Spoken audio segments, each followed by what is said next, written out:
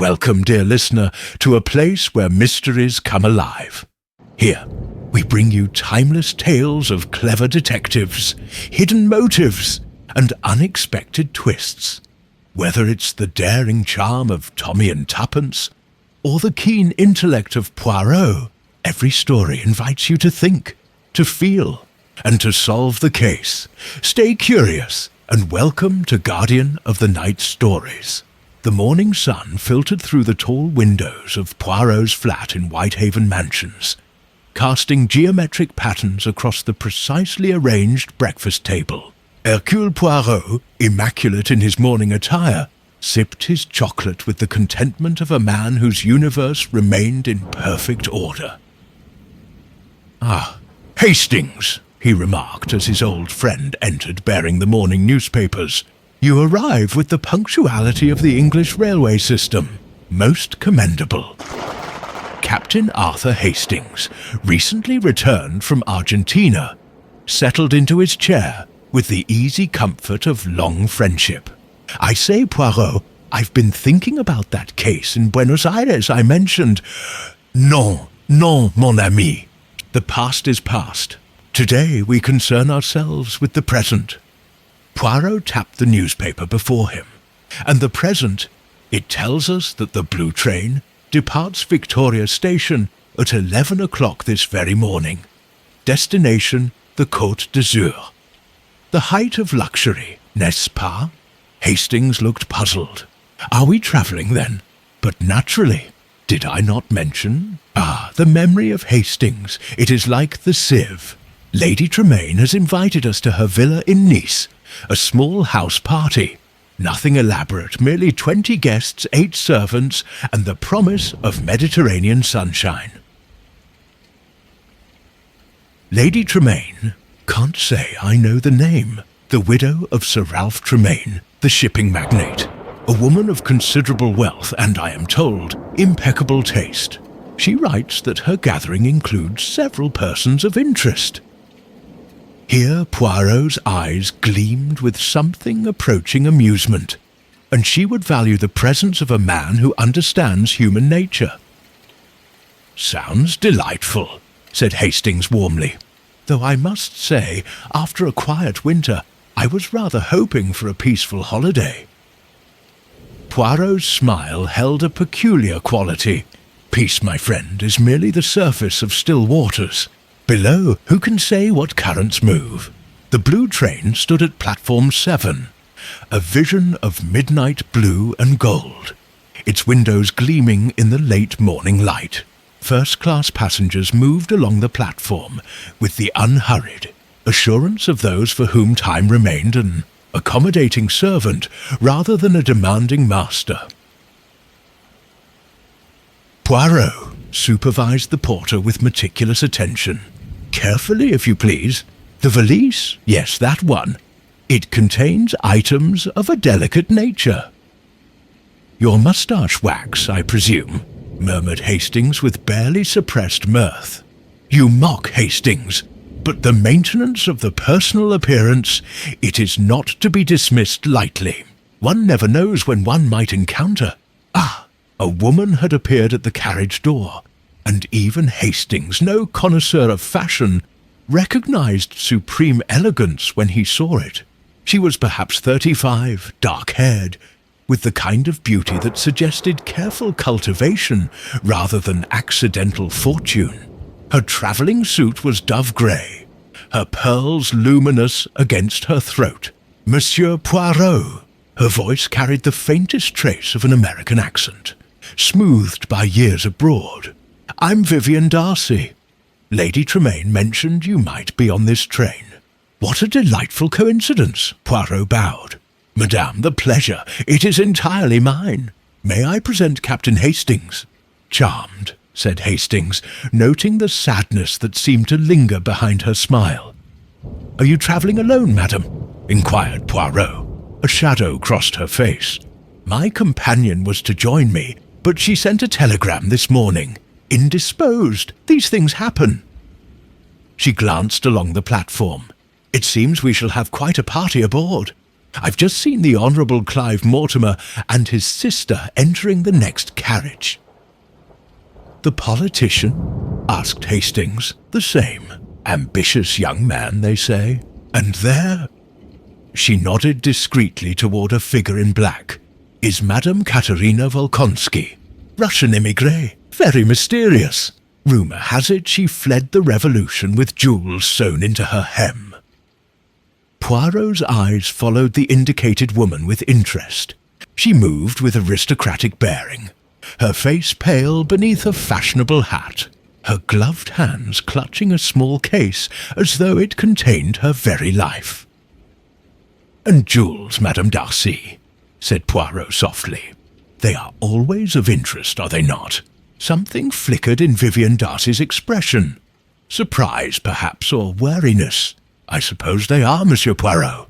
I suppose they are." The blue train pulled from Victoria with the smooth inevitability of privilege. Hastings settled into their compartment with satisfaction, admiring the polished mahogany, the velvet upholstery, the subtle luxury that surrounded them. "First rate," he pronounced. "Nothing like the trains in Argentina, I can tell you." Poirot, arranging his belongings with geometric precision, made no reply. His gaze had turned inward, his fingers forming a cathedral beneath his chin, a posture Hastings knew well. "Something troubles you already?" he asked. "Trouble? Non, mon ami. I observe merely. The little details, they present themselves for consideration." He paused. "Tell me, Hastings, what did you make of Madame Darcy? Charming woman. Seemed a bit melancholy, perhaps. Exactement. And why, I ask myself, does a charming woman, invited to a gathering of consequence, travel without her companion?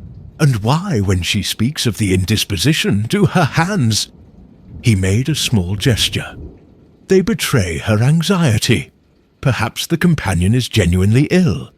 Perhaps. And perhaps the moon is made of the green cheese.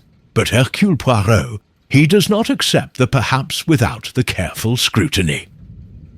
He rose.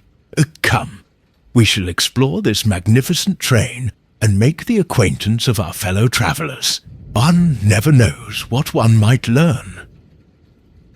The dining car gleamed with silver and crystal, though luncheon service had not yet commenced. At a corner table 2 people sat in conversation, or rather, in what appeared to be a tense negotiation conducted in civilized undertones. The man was perhaps 40, fair-haired and handsome in the English public school fashion, with a jaw that suggested both determination and a certain inflexibility of character. His companion was younger, a woman of striking appearance, with auburn hair and the kind of beauty that drew attention without apparent effort.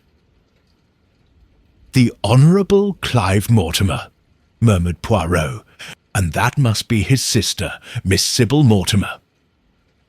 As they passed, fragments of conversation drifted toward them. "Utterly impossible. Clive, you cannot expect— Keep your voice down, for God's sake. If anyone were to discover— But the debt must be paid. Surely you see that." Then Clive Mortimer looked up, his expression smoothing into geniality. "I say, you must be the detective chap Lady Tremaine mentioned. Hercule Poirot, isn't it?" Poirot acknowledged the introduction with his customary bow. Introductions were made, pleasantries exchanged. Miss Sybil Mortimer smiled with determined brightness, but Hastings noted the tension in her shoulders, the way her fingers worried at a napkin. "Beastly journey, isn't it?" said Mortimer with forced cheerfulness. "All this sitting about. Still, the destination makes it worthwhile. You'll enjoy Lady Tremaine's villa. Magnificent view of the coast." "You have visited before, monsieur?" inquired Poirot. "Once or twice. On political business, you understand. She's been generous with her support." His smile didn't quite reach his eyes. One must cultivate one's benefactors. "How practical," said Sybil, with an edge that suggested considerable feeling beneath the words. An awkward silence followed. Poirot filled it smoothly. "And you travelled together to the party, yes?" "Family duty," said Mortimer. "Can't let one's sister travel unescorted, can one?"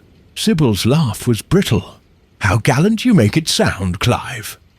They excused themselves shortly after, Hastings watching them depart with the puzzled expression of a man sensing discord without understanding its nature. "Well," he said, "there's trouble there, I'd say." The observation of Hastings, "It improves with age," said Poirot approvingly. "Yes, there is trouble. The question becomes, what is the nature of this trouble? And does it concern merely themselves, or does it extend further?" That afternoon, as the French countryside rolled past in a pleasant blur of fields and villages, Poirot made the acquaintance of other passengers. In the observation car, he encountered a small, nervous man with pince-nez, who introduced himself as Dr. Gerald Conway, physician travelling to Nice for a medical conference. "Delighted to meet you, Monsieur Poirot," he said, his hands fluttering like anxious birds. "I've read of your cases, naturally. Fascinating work. The application of logic to human behaviour. Quite remarkable. You are kind, Doctor. And you travel alone?" "Quite alone. My wife dislikes trains. Motion sickness, you understand." He lowered his voice confidentially. "Though between ourselves, I suspect she simply dislikes my conferences. Medical matters bore her terribly." "And you attend these conferences often?" "When I can." Something guarded entered his expression. One must keep abreast of developments in one's field. Before Poirot could respond, a commotion arose near the forward door. A woman's voice, imperious and accented, cut through the ambient conversation. "It is intolerable. Completely intolerable. Someone has been in my compartment."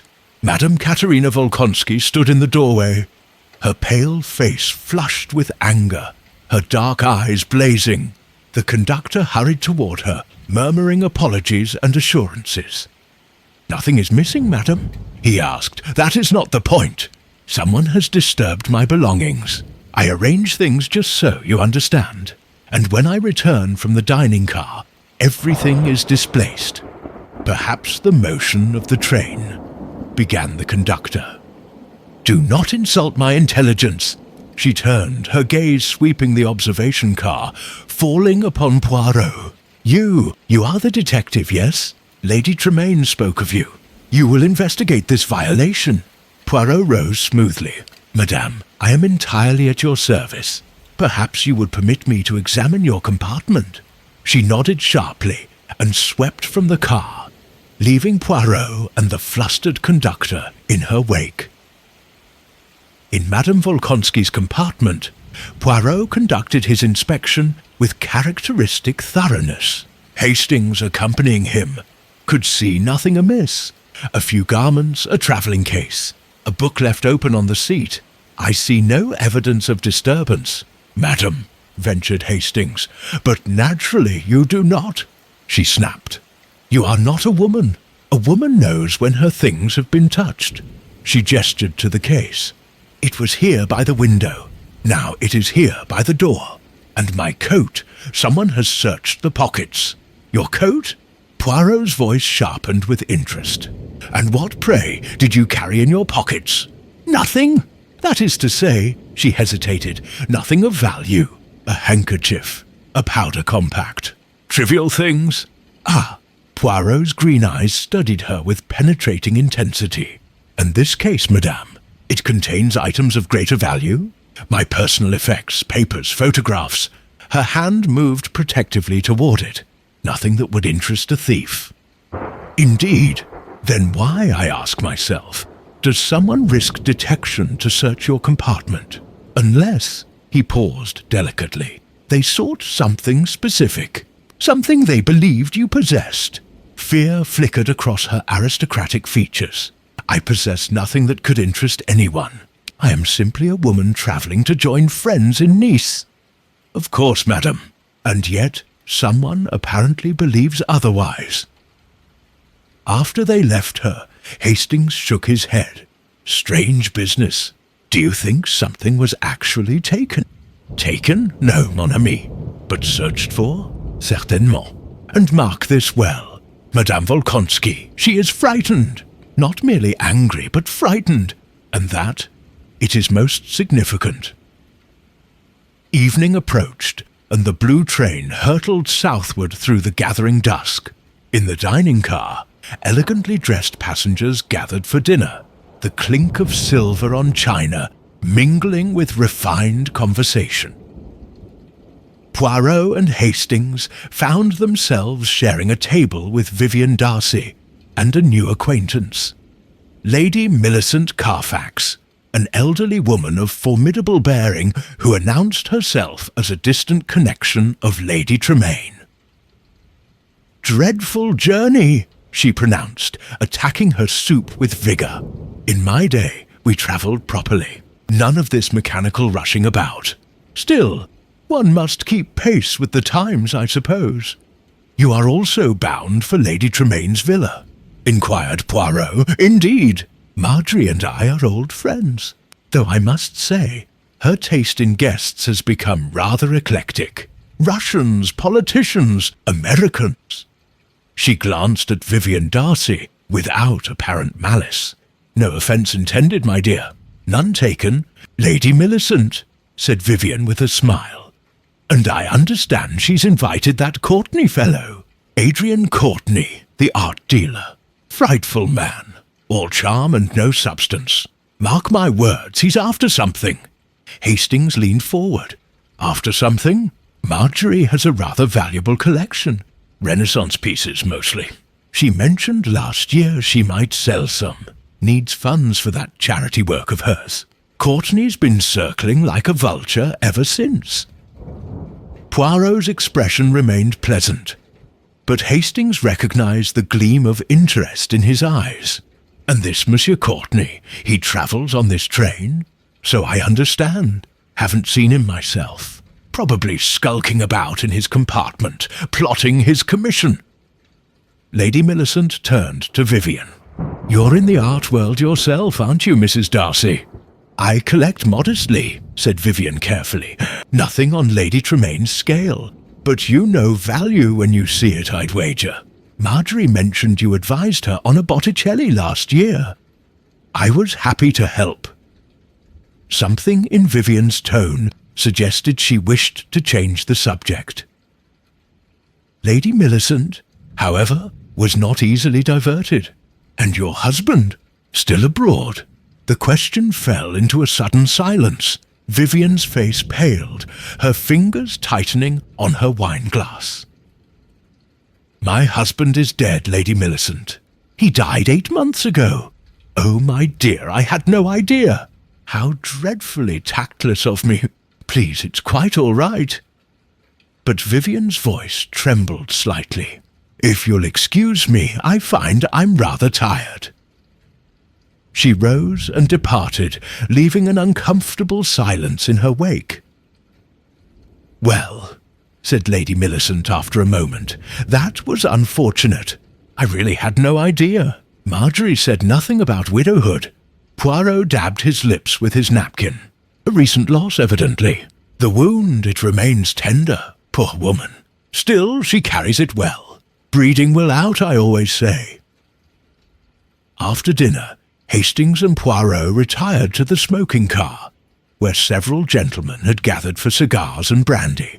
Clive Mortimer held court in one corner, discussing electoral politics with the confidence of a man accustomed to being heard. Dr. Conway sat alone near the window, apparently absorbed in a medical journal. A newcomer entered, a man of perhaps 50, distinguished in appearance, with silver hair and the kind of face that suggested both culture and calculation. He moved with easy assurance, nodding to acquaintances, accepting a brandy from the attendant. "Adrian Courtney," murmured Mortimer to his companions, his tone suggesting disapproval. Poirot studied the art dealer with interest. Here was a man, he thought, who understood value in all its forms.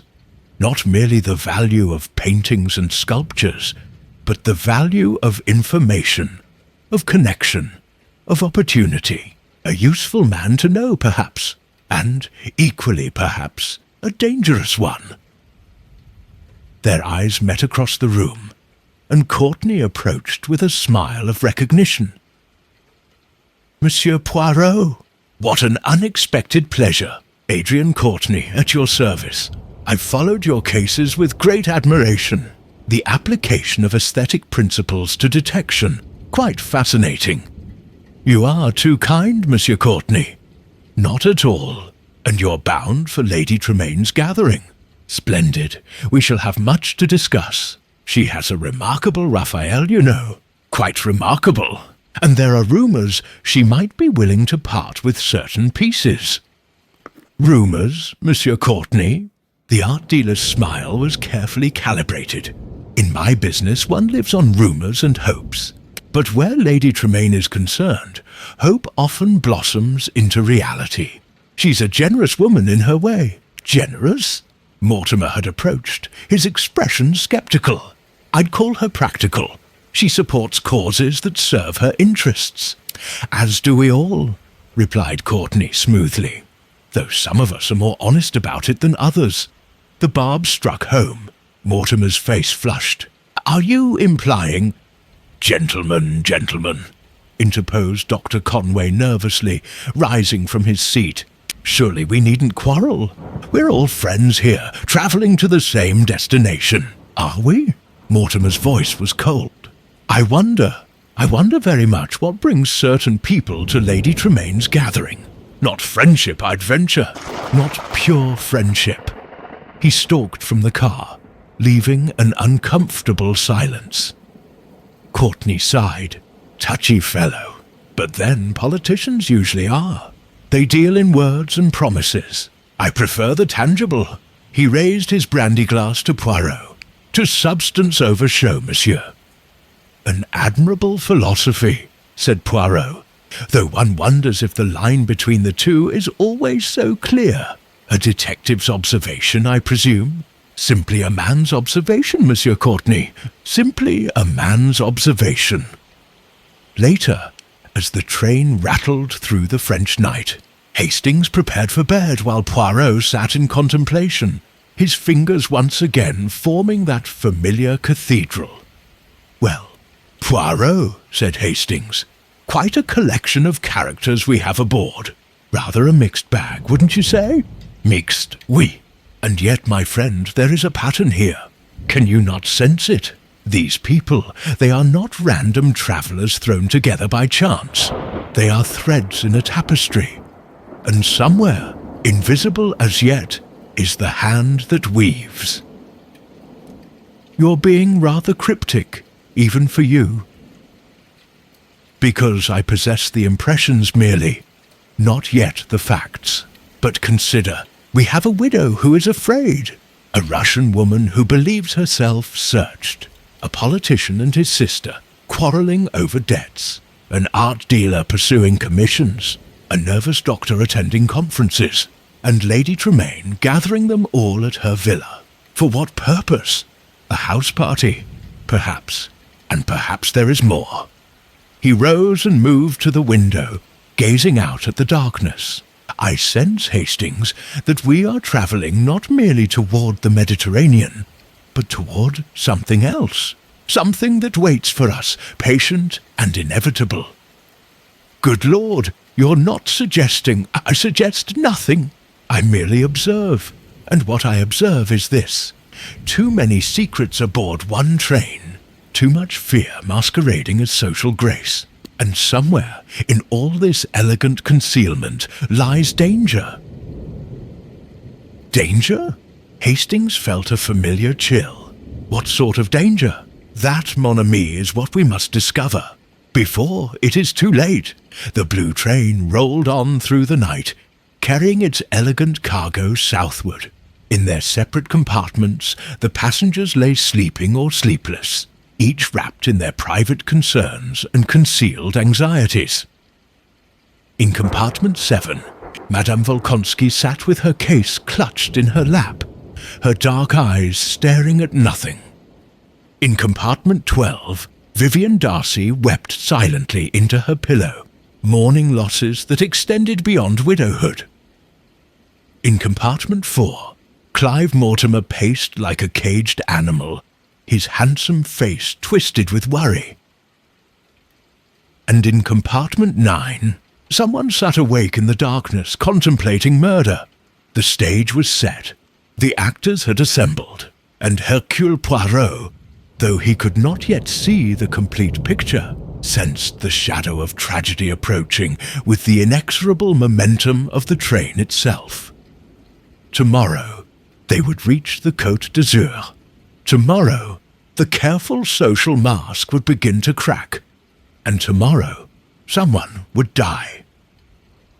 Morning broke over the French countryside in a glory of gold and azure. The blue train had passed through the night and now approached the sun-drenched south, where the Mediterranean waited like a promise of pleasure and forgetfulness. Hastings found Poirot already dressed and impeccable, standing at the corridor window and observing the passing landscape with the air of a man conducting calculations of a metaphysical nature. "Sleep well, old chap?" asked Hastings cheerfully. "I have slept sufficiently, thank you. The mind, it requires less rest than the body when engaged with interesting problems." "Still brooding about our fellow passengers? Brooding is not le mot juste, Hastings. I reflect, I collate, I arrange the little details in their proper order, that they may reveal their significance." "And have they?" "Not entirely, but this morning brings new opportunities for observation. Come, let us take breakfast, and keep your eyes open, mon ami. Much may be learned over eggs and coffee." The dining car buzzed with the animated conversation of travellers nearing their destination. At a corner table, Sybil Mortimer sat alone, toying with a croissant while gazing out the window. Her brother was nowhere to be seen. Lady Millicent Carfax presided over a larger table, regaling Dr. Conway and 2 other passengers, a middle-aged couple Hastings hadn't previously encountered, with her opinions on French hotels, which she pronounced universally inferior to English establishments. "The plumbing, Dr. Conway, quite medieval, I assure you, and the food, while admittedly flavourful, wreaks havoc on the digestion." "One must make accommodations for foreign customs," murmured Dr. Conway, though his smile was strained. Vivian Darcy entered, composed now but pale, the evidence of her tears visible only to a careful observer. She chose a table near the window and ordered coffee with a quiet dignity that commanded respect. Adrian Courtney appeared shortly after, impeccably dressed, carrying a newspaper and exuding the confident bonhomie of a man in his element. He paused beside Vivian's table. "Mrs. Darcy, good morning. May I join you, or do you prefer solitude?" She gestured gracefully to the opposite seat. "Please, company is welcome." Poirot and Hastings took a table within earshot, not so close as to suggest eavesdropping, but positioned where fragments of conversation might naturally drift their way. Poirot ordered his chocolate with precise specifications regarding temperature and preparation, while Hastings settled for a traditional English breakfast. "Tell me," Courtney was saying to Vivian, "have you considered any recent acquisitions? I've come across several pieces that might interest a collector of your discernment." "I'm afraid my collecting days are somewhat curtailed at present," she replied. "Circumstances have changed since my husband's death." Of course. Forgive me. Though I must say your late husband had extraordinary taste. That Canaletto alone, magnificent specimen. If you should ever consider..." "I consider nothing at present, Mr. Courtney. The collection remains as Charles left it, a shrine to his memory." How touching! Was there an edge to Courtney's voice? Hastings couldn't be certain. Their conversation continued in lower tones. But Poirot had already shifted his attention to Sybil Mortimer, who had risen and was making her way toward the exit. As she passed their table, she stumbled slightly. Whether from the train's motion or some internal agitation, Hastings couldn't determine. Her handbag fell, its contents scattering across the floor. "Permit me, mademoiselle," said Poirot, rising instantly to assist. Together, they gathered the scattered items, a compact, a handkerchief, several coins, and, Poirot's eyes registered this with particular interest, a pawn ticket from a London establishment. "Thank you, Monsieur Poirot," she said, her cheeks flushed with embarrassment. "How clumsy of me." "Not at all, mademoiselle. The train, it moves, and we all must maintain our balance as best we can." He returned the items, including the pawn ticket, without comment, but his eyes met hers with understanding, and she looked away quickly. "You travel to Lady Tremain's party?" he asked gently. "Yes, that is—" She hesitated, then continued with forced brightness. "My brother thought it would do me good. A change of scene. The social whirl. You know how it is, indeed. And you enjoy such gatherings." "I used to." Her smile was sad. "Once upon a time, I enjoyed many things." She departed before Poirot could respond, leaving him standing thoughtfully, the morning sun casting his shadow long across the polished floor. "A pawn ticket?" murmured Hastings when Poirot had resumed his seat. "That's rather significant, isn't it? Most significant, mon ami. The sister of a rising politician pawning her possessions. One wonders what necessitates such measures. Debts, I imagine. Mortimer mentioned something yesterday about debts. Exactament. But whose debts? Hers? His? And what is the nature of these debts?" He sipped his chocolate thoughtfully. "The fabric of this mystery, Hastings, it begins to show its pattern. Piece by piece, thread by thread."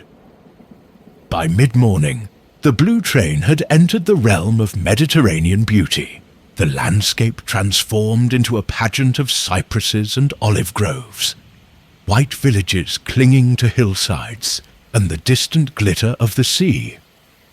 The passengers gathered in the observation car, drawn by the spectacular views. Here Poirot made the acquaintance of the couple he had noticed earlier at Lady Millicent's table. Mr. and Mrs. Reginald Porter, a prosperous businessman and his wife, both travelling to Nice for a combination of business and pleasure textiles. "Primarily," explained Mr. Porter, a stout, red-faced man with the booming voice of commercial confidence. "Import-export. The French market has become quite lucrative since the war. And yourself, Monsieur Poirot? Are you in business?" "I am in the business of truth, Monsieur Porter. I am a detective. A detective! How extraordinary. Not much call for detectives on holiday trains, I should imagine."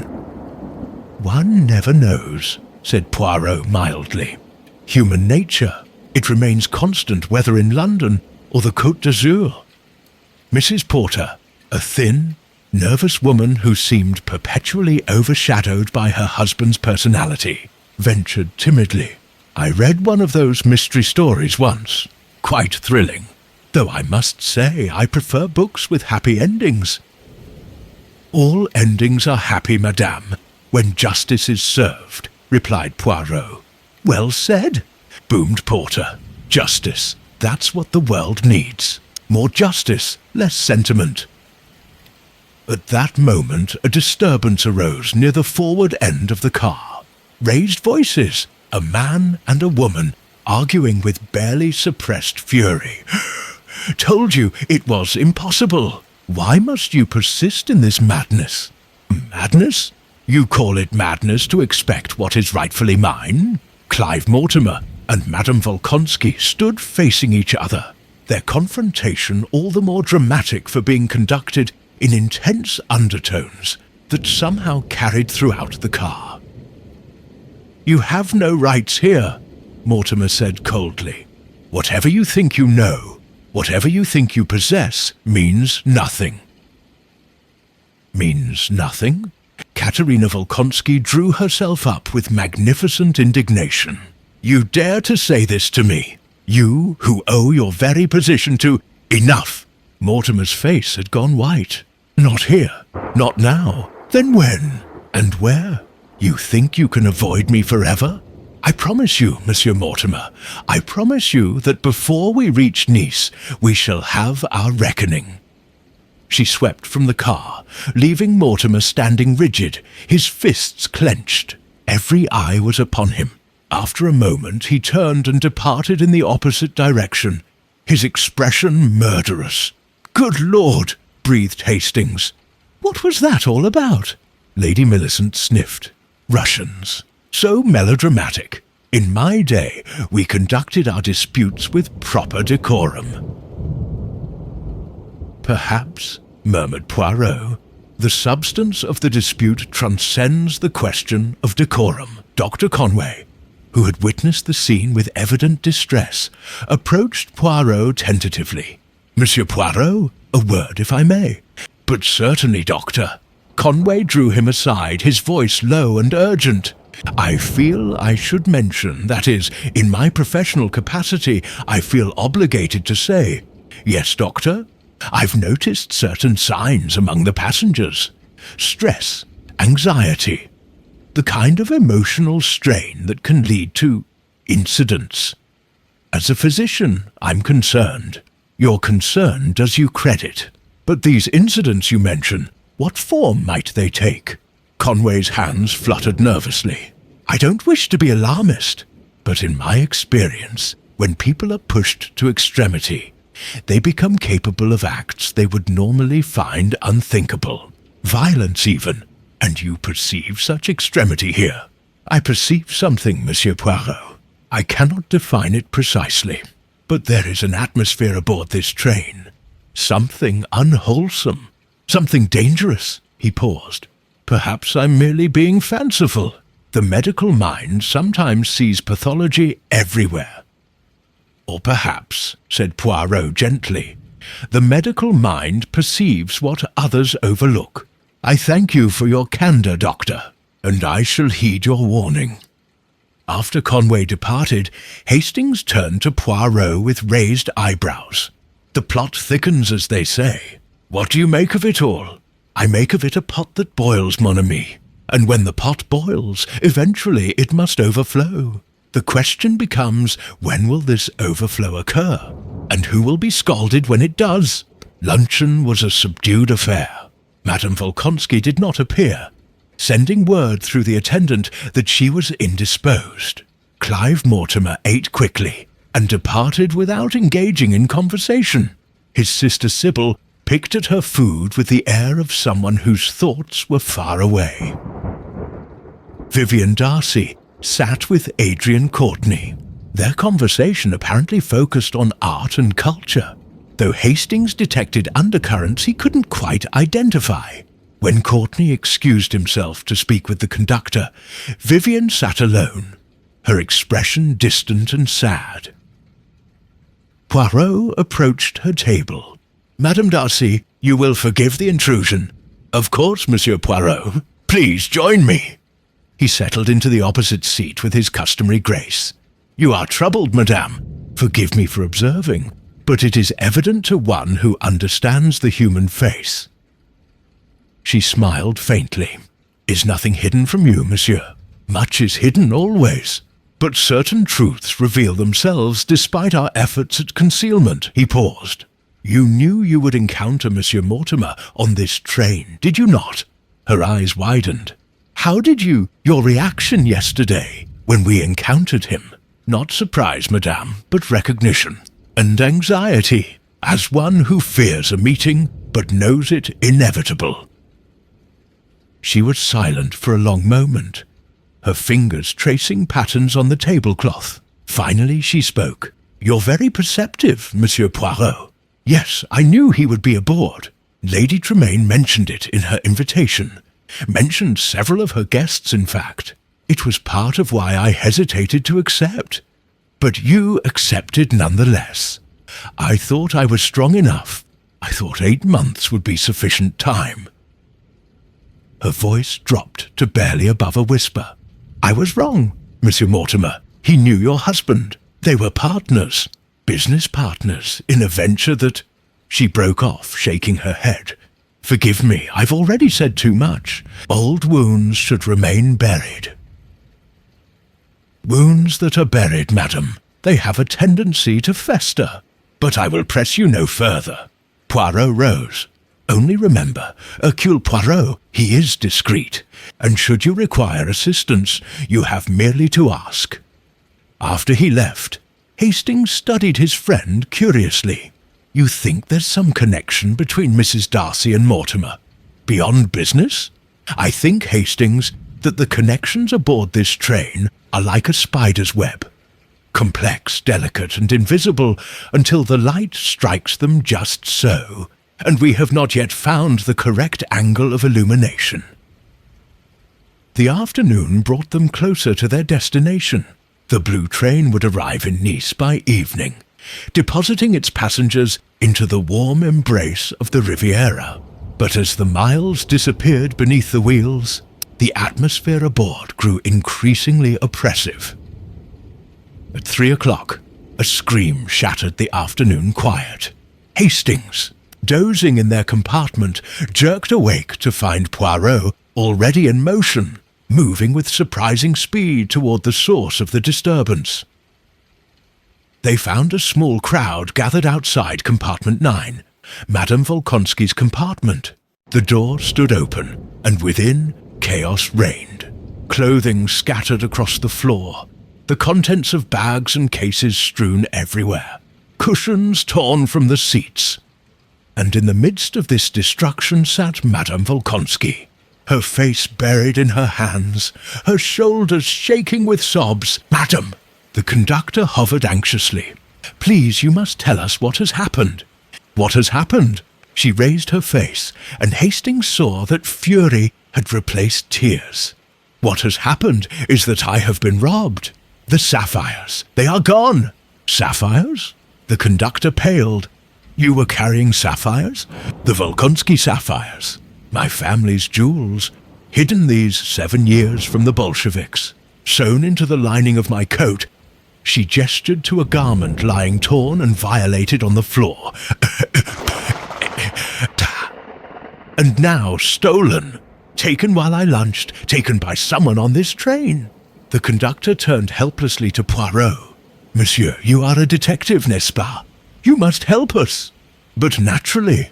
Poirot stepped into the compartment, his eyes taking in every detail. "No one must touch anything. Hastings, guard the door. Madame Volkonsky, I must ask you to be precise. When did you last see these sapphires?" "This morning. I checked them after breakfast. They were secure. And you left your compartment when?" "At 12:30. I went to luncheon." Her voice broke. "How could I know? How could I possibly know someone would dare—" "Calm yourself, madam. Panic. It serves no purpose." Poirot's voice was soothing but firm. "Now these sapphires, their value? Incalculable. Not merely in money, you understand. They are my heritage, my family. All that remains of a world that no longer exists." Poirot examined the torn coat lining, the searched luggage, the meticulous thoroughness of the theft. The thief knew precisely what he sought. This is not the random opportunism of the common pickpocket. This is planned, calculated. "But who could have known?" demanded Madame Volkonsky. "That, madame, is indeed the question. Who knew you possessed the Volkonsky sapphires? And who knew where you concealed them?"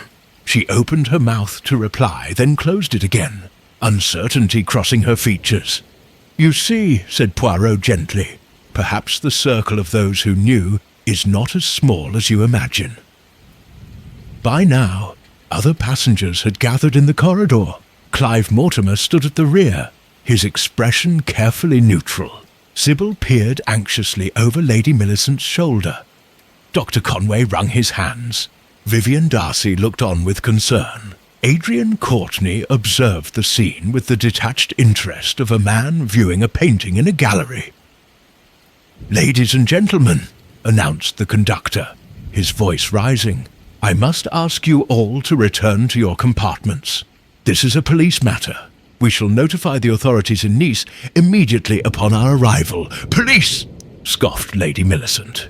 "Fat lot of good they'll do. French police. Utterly hopeless in my experience." "On the contrary, madam," said Poirot, "the French police are most efficient. However," he turned to the conductor, "I would suggest that before we involve the authorities, we conduct our own preliminary investigation. After all, the thief is surely still aboard this train, and once we reach Nice, he or she may easily disappear into the crowds." The conductor looked relieved. "If you think that best, Monsieur Poirot, I do. Now, I shall require access to all compartments for examination. A formality merely, and I shall need to interview each passenger separately." His eyes swept the gathered crowd. "One of you, mesdames et messieurs, possesses the Volkonsky sapphires, and before this train reaches its destination, I shall know which one." The announcement fell into the assembled company like a stone into still water. Faces registered shock, indignation, fear, and somewhere, Hastings thought, hidden behind one of those careful masks, lurked guilt. "This is preposterous," blustered Mr. Porter. "Are you suggesting that respectable passengers are thieves?" "I suggest nothing, monsieur. I merely state a fact. The sapphires were taken while Madame Volkonsky lunched. All of us were aboard this train. Therefore, one of us is the culprit." "Then search away," said Courtney with a slight smile. "You'll find nothing in my possession but honest commerce and a clean conscience." "We shall see," replied Poirot. "We shall see." The blue train rolled on toward Nice, but the atmosphere had transformed utterly. The elegant leisure of the morning had given way to suspicion and unease. Passengers eyed one another with barely concealed distrust. Doors locked that had previously stood open. Conversations died when others approached. Poirot established himself in the observation car, which the conductor had cleared for his use. One by one the passengers came before him, while Hastings recorded his observations and impressions. First came Mr. and Mrs. Porter, indignant and voluble. "This is an outrage," declared Porter, his face even redder than usual. "Respectable business people treated like common criminals. I shall file a complaint with the railway company." "That is your prerogative, monsieur. However, you will understand that a crime has been committed, and all must cooperate.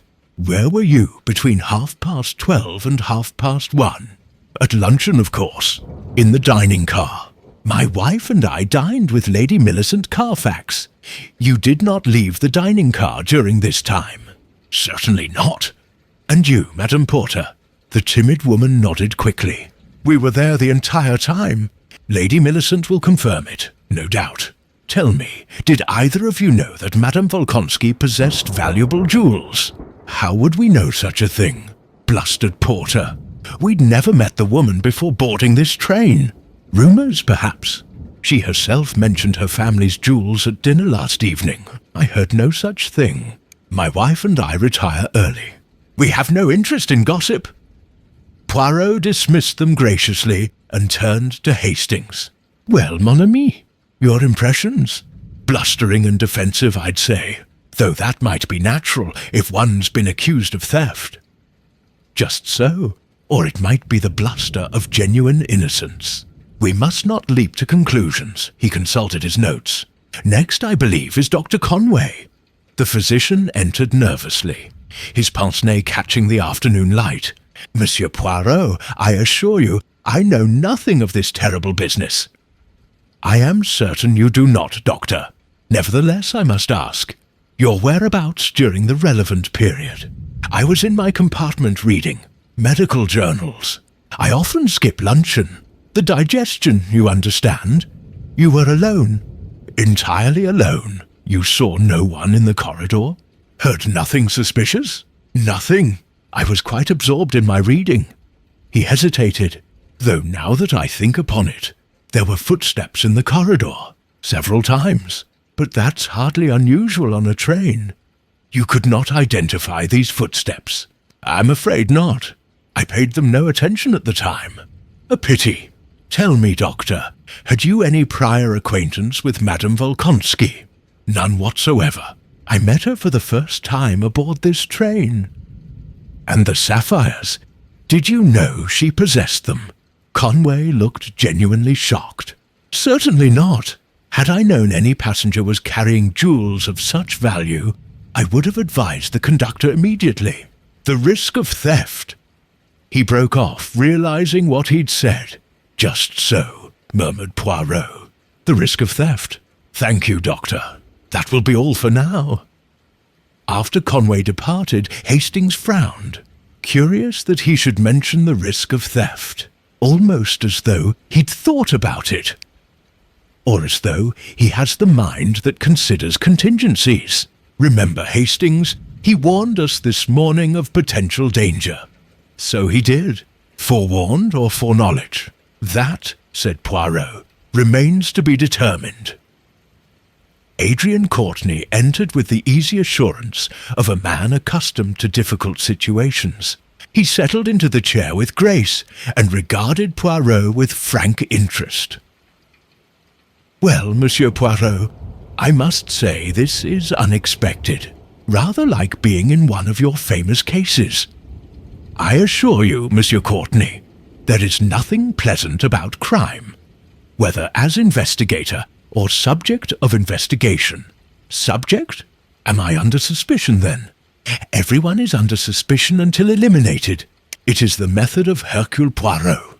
Now, if you please, your movements between 12:30 and 1:30. I lunched with Mrs. Darcy in the dining car. Charming woman. We discussed Italian painting, primarily the Venetian school. After luncheon, I returned to my compartment briefly to fetch a catalogue I wanted to show her, then rejoined her in the observation car. We were there until the alarm was raised. Mrs. Darcy will confirm this. I'm certain she will. We were hardly alone. Several other passengers were present. Lady Millicent, I believe, and that pompous fellow porter. You did not visit Madame Volkonsky's compartment? I did not. I had no reason to. Did you know she possessed valuable jewels? Courtney's smile was wry. In my profession, Monsieur Poirot, one hears many things. Rumours circulate in the art world, and jewels, after all, are but another form of portable wealth. Yes, I had heard rumours of the Volkonsky sapphires. Spectacular stones, supposedly. Russian provenance, which adds historical value to intrinsic worth. And did these rumours not tempt you, Monsieur Courtney, a man in the business of buying and selling rare objects? I deal in art, not stolen jewels. There is a distinction, however much some might blur the line. His voice cooled slightly. I am a businessman, Monsieur Poirot, but I am not a thief. I did not suggest you were. I merely explore possibilities, then explore away. You'll find I was nowhere near compartment 9 during the relevant period, and unlike some, I can prove my whereabouts. After Courtney left, Hastings shook his head. Smooth customer, that one. Rather too smooth, if you ask me.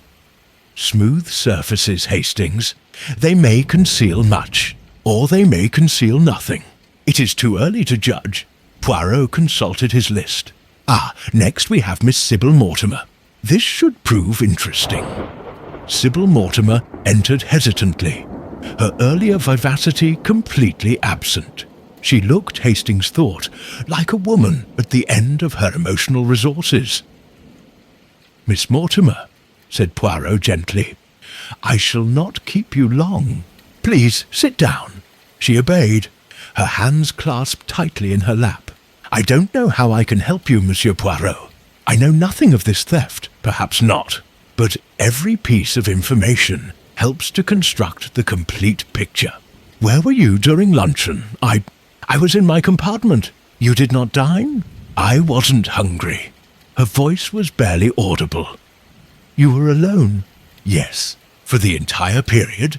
She hesitated fractionally. Yes, the entire period. Poirot's eyes sharpened. You are certain, mademoiselle? Her composure cracked. I can't do this. I can't continue with these lies. Then do not, said Poirot simply. Tell me the truth. She drew a shaking breath. I wasn't alone. My brother came to my compartment. We argued about money, about debts. The words tumbled out now, as though a dam had broken. Clive borrowed money, a great deal of money, for his political campaign. He promised repayment from our mother's trust, but the trustees refused to advance the funds. Now the creditors are demanding payment, and Clive says there's no choice. I must sell my jewellery, everything mother left me, and you object to this. It's all I have. My inheritance, my security. Clive has his career, his future. But what do I have? Once the jewellery is gone, I'll have nothing.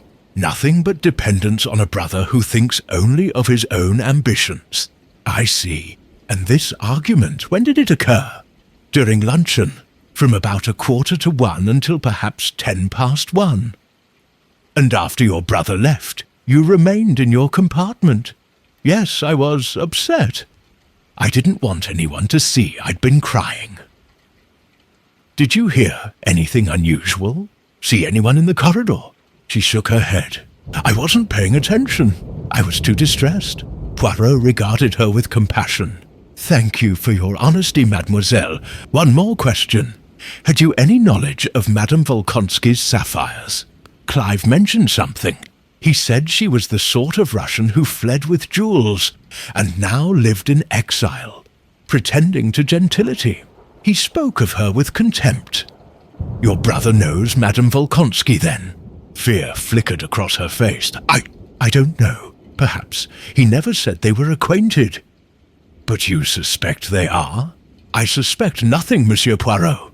I'm merely my brother's sister, kept in ignorance of his dealings. After she left, Hastings let out a low whistle. Well, that's put the cat among the pigeons. Mortimer needs money desperately, knows about the sapphires, and has no alibi. Just so. But remember, Hastings, his sister also has no alibi beyond her brother's word. And she admits to needing money, to being desperate. Perhaps she saw opportunity where her brother saw only another passenger. You think she might have done it? I think, said Poirot carefully, that desperation makes people capable of actions they would otherwise never consider. And desperation, mon ami, we have in abundance aboard this train.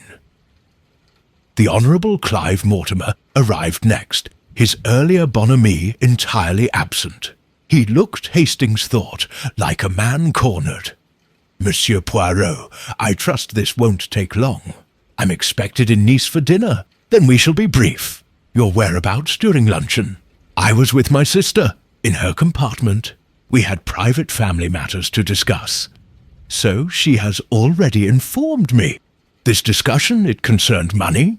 Mortimer's jaw tightened. My sister talks too much. Yes, we discussed finances. It's hardly relevant to this theft. Perhaps. Perhaps not. You are in financial difficulties, Monsieur Mortimer. I am a politician. Politicians are always in need of funds. Campaigns don't run on good intentions. And your sister's jewellery, you wish her to sell it to satisfy your creditors? That's a private family matter. Murder and theft, Monsieur Mortimer, they make private matters public. Now, I must ask, what is your relationship with Madame Volkonsky? The question landed like a physical blow. Mortimer's face went white, then red. I have no relationship with that woman. But you knew her before boarding this train?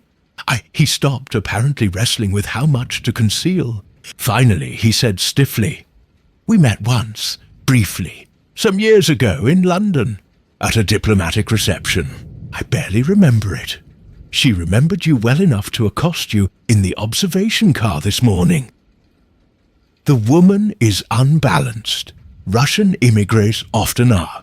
They live in the past, make wild claims, imagine conspiracies. What claims does she make regarding you?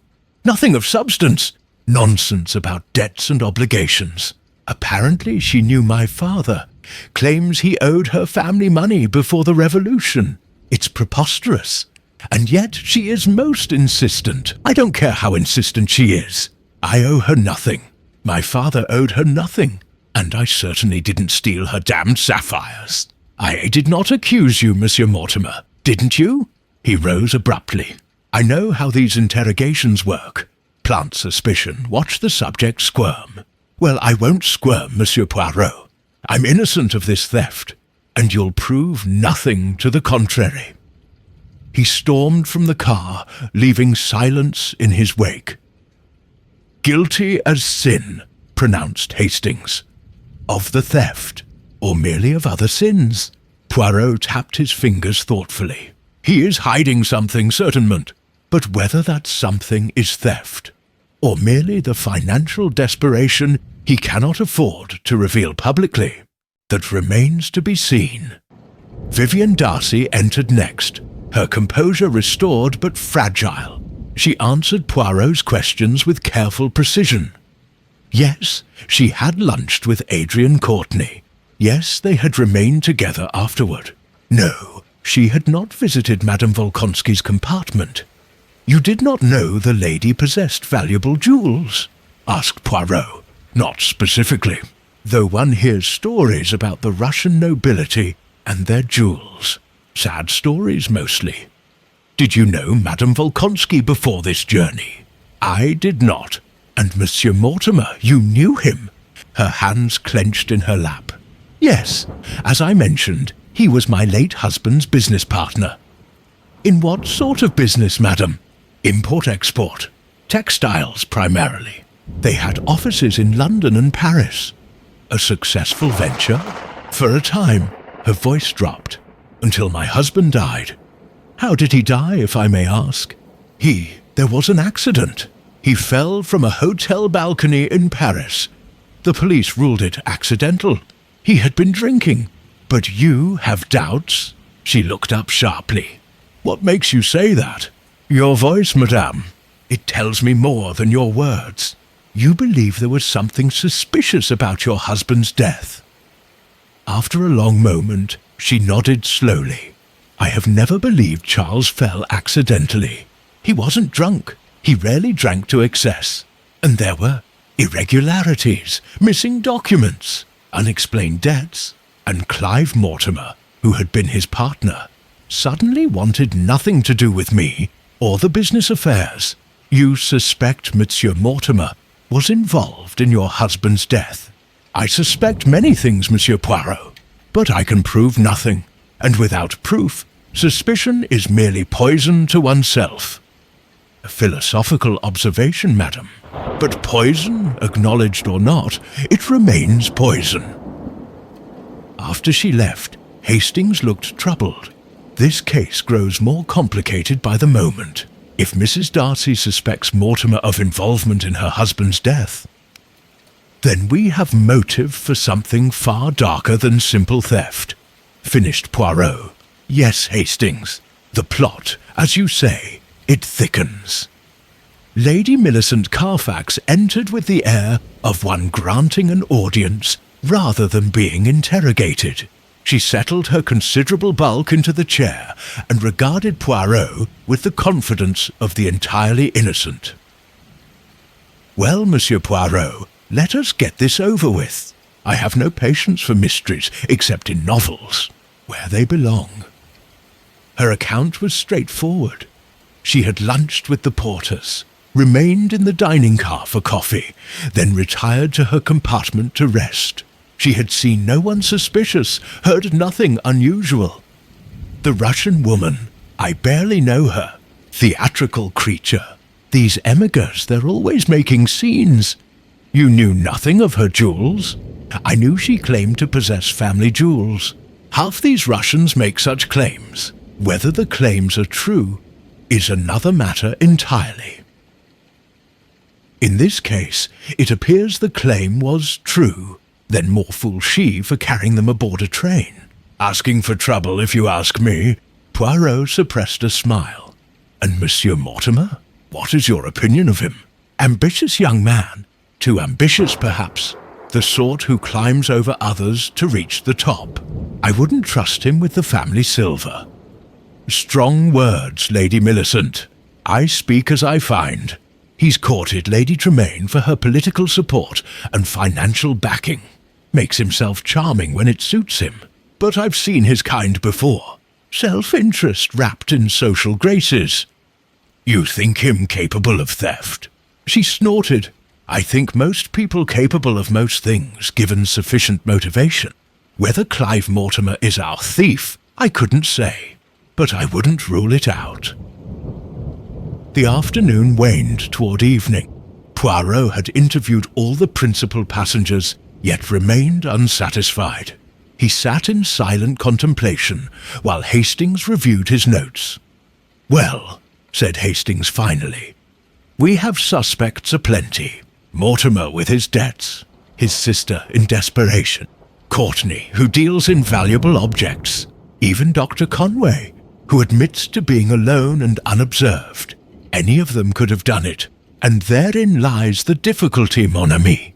When everyone is a suspect, how does one identify the culprit? He rose and began to pace. No, we approach this wrongly. We must not ask who could have stolen the sapphires. We must ask who knew precisely where to find them. Madame Volkonsky said they were hidden in her coat lining. Exactement. Hidden most carefully. The casual thief. He would search luggage, boxes, obvious places. But this thief went directly to the coat, tore open the lining with confidence and purpose. This suggests knowledge. Specific, detailed knowledge. But how would anyone acquire such knowledge? That, Hastings, is the question that shall unlock this mystery. And I believe he stopped abruptly, his eyes widening. Mais oui. But of course. Why did I not see it before? See what? But Poirot was already moving toward the door. Come, Hastings, quickly! We must speak with Madame Volkonsky at once. I believe I begin to understand. They found Madame Volkonsky in her compartment, attended by the sympathetic Mrs. Porter. The Russian woman looked exhausted, her earlier fire replaced by defeated resignation. Madam, said Poirot urgently, I must ask you something of great importance. This morning, when you discovered your compartment had been searched, you said someone had gone through your belongings.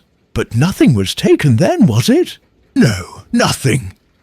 Because the thief had not yet found what he sought.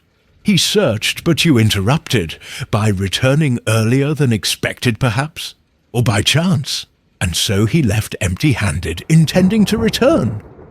Understanding dawned in her eyes. Yes, that must be it. I returned from breakfast earlier than usual. I felt unwell. If I had delayed even 10 minutes, the thief would have discovered the sapphires then. But he failed, and so he waited. He watched. And during luncheon, when he knew you would be absent for a certain time, he returned to complete his theft. But who? Who would know? She stopped, her face paling. No, it cannot be. Who, madame? You must tell me. She shook her head violently. I will say nothing more. I cannot. It is too dangerous. Madame, a crime has been committed. Justice must be served. Justice? Her laugh was bitter. What is justice to people like me? We who have lost everything, who live on the charity of strangers. No, Monsieur Poirot, I have said too much already. Let the sapphires go. They are cursed, I think. Cursed like all that remains of the old world. No amount of persuasion could move her. She had retreated into silence, and there she remained, leaving Poirot frustrated and thoughtful. She knows who the thief is, said Hastings as they returned to their own compartment. She suspects at the very least. But why does she not speak? Fear or something else? What else could there be? Complicity, perhaps? Or knowledge that revelation would expose something she wishes kept hidden? He sank into his seat. No, Hastings, there is something at work here that we do not yet perceive. The sapphires, they are merely the surface. Beneath lies something deeper, more complex. What do you mean? I mean that I do not believe this theft is about the sapphires at all. I believe it is about something far more dangerous. And I believe, he glanced out the window at the approaching lights of the coast, that before we reach Nice, we shall discover what that something is. The sun was setting over the Mediterranean, painting the sky in shades of crimson and gold, beautiful, serene, deceptive, much like the surface elegance of the blue train itself, beneath which currents of greed, fear, and desperation swirled like dark waters. And somewhere aboard, unknown as yet to Poirot, a murderer waited. The blue train would reach Nice in 2 hours. Twilight had descended, and the Mediterranean glowed like molten bronze beneath the dying sun. In the dining car, passengers gathered for what should have been a celebratory final dinner before arrival. But the atmosphere remained tense, poisoned by suspicion. Poirot had dressed for dinner with his customary precision, his moustaches waxed to perfection, his evening clothes immaculate. Yet Hastings noticed his friend's distraction, the way his eyes continually surveyed the assembled company, seeking patterns in human behavior that remained tantalizingly out of reach. "You're still troubled," observed Hastings quietly. "Most troubled, mon ami. I sense that we approach a crisis.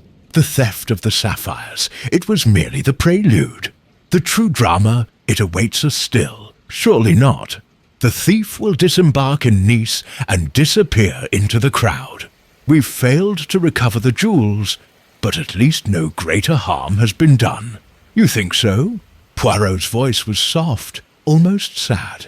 "I wish I could share your optimism." Around them, the dinner proceeded with forced normality. Lady Millicent held forth on French cuisine, comparing it unfavourably to English cooking. The porters ate in uncomfortable silence. Dr. Conway pushed food around his plate without appetite. Adrian Courtney and Vivian Darcy conversed in low tones at their table, their heads close together. Clive Mortimer and his sister sat apart, not speaking. Sybil looked as though she might shatter at any moment, while Mortimer's expression suggested a man calculating odds and finding them unfavourable. Madame Volkonsky did not appear. As coffee was served, the conductor approached Poirot discreetly. "Monsieur, a word?" They stepped into the corridor, where the conductor spoke in an urgent undertone. "I am concerned about Madame Volkonsky. She refuses to leave her compartment, refuses even to open the door. She says she wishes to speak to no one until we reach Nice. That is her privilege, surely." "Perhaps. But Monsieur Poirot—" The conductor's distress was evident. She sounded frightened, truly frightened. "I wonder if we should not force the door for her own safety." Poirot considered this. "No. If she wishes to remain in seclusion, we must respect that wish." But he turned to Hastings. "I think perhaps you and I should maintain watch in the corridor. Discreetly, you understand. I do not like this situation." They positioned themselves where they could observe the corridor leading to the sleeping compartments. For perhaps 20 minutes nothing occurred. Passengers moved past them occasionally. Mr. Porter retiring early. Dr. Conway fetching something from his compartment. Lady Millicent making her stately progress bedward. Then Clive Mortimer emerged from the direction of the observation car, walking quickly, his expression grim. He passed Poirot and Hastings without acknowledgement and entered the sleeping car corridor. "He goes to his compartment," murmured Hastings, "or elsewhere." Poirot rose. "Come, we shall observe." They followed at a discreet distance, reaching the corridor in time to see Mortimer stop before compartment 9, Madame Volkonsky's compartment. He raised his hand to knock, then hesitated, glancing around as though to ensure he was unobserved. He did not see Poirot and Hastings, partially concealed behind the angle of the corridor wall. Mortimer knocked softly. "Madame Volkonsky, I must speak with you. It's urgent. No response." He knocked again, harder. "Katerina, for God's sake, open the door. We must talk before we reach Nice. There are things that must be resolved." Still silence. Mortimer's hand went to the door handle, tried it, locked. He stood irresolute, his shoulders rigid with tension. Then, abruptly, he turned and walked rapidly away, back toward the public cars. "Curious," breathed Hastings. "Why would he—" "Hush!" Poirot held up a warning hand. "Someone else comes." Indeed, another figure approached from the opposite direction. A woman, moving cautiously, glancing behind her as though afraid of being followed. In the dim corridor lighting, it took Hastings a moment to recognize her. Vivian Darcy. She too stopped before Madame Volkonsky's compartment. She too knocked, though more gently than Mortimer had done. "Madame Volkonsky?" Her voice was barely audible. "Please, I must speak with you. About Charles. About what happened in Paris. No answer, please. More urgently now. I know you knew him. I know you were there. I must understand what happened that night." The silence stretched. Then, finally, a voice from within, muffled, difficult to distinguish. "Go away, Mrs. Darcy. There is nothing I can tell you. Nothing that would bring you peace. But I must know. Did Mortimer have anything to do with Charles's death? I have said all I will say. Leave me alone." Vivian stood a moment longer, her hand pressed against the door, as though she might force understanding through the wooden barrier by will alone. Then she turned and walked away, her shoulders bowed beneath some invisible weight. Hastings turned to Poirot. "Good Lord, she thinks Mortimer murdered her husband. And Madame Volkonsky, it seems, possesses knowledge of this death, knowledge that both Mortimer and Mrs. Darcy desperately seek." Poirot's face was grave. "The situation, Hastings, it grows dangerous, most dangerous. We must—" A scream shattered the evening quiet.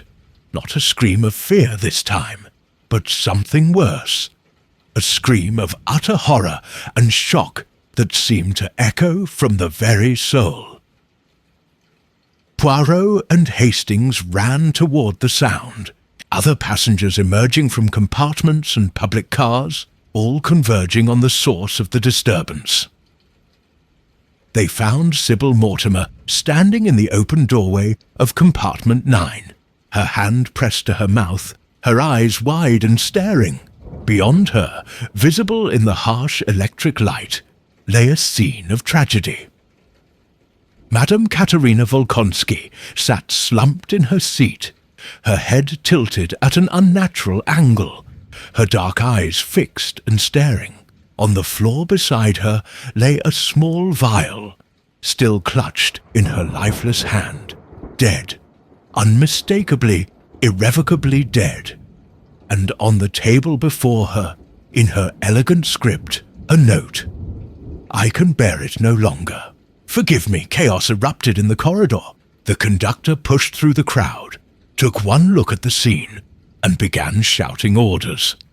Dr. Conway forced his way forward, his medical bag in hand, though one glance told him what Poirot already knew. No physician could help Madame Volkonsky now. "Stand back. Everyone stand back." The conductor's voice rose above the tumult. "No one must touch anything. This is a matter for the police."